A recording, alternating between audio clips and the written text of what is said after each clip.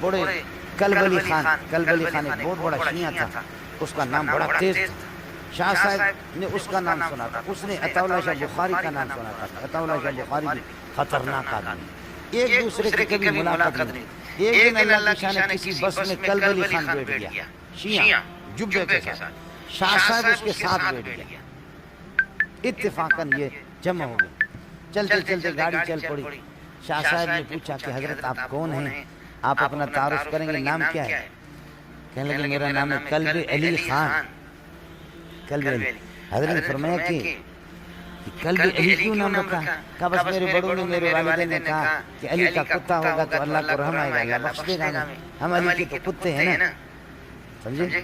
علی کے کتے ہوں گے تو اللہ بخش دے گا. شاہ صاحب نے فرمایا اللہ کے اپنے کتے ذلیل ہو رہے، گلیوں میں پھر رہے.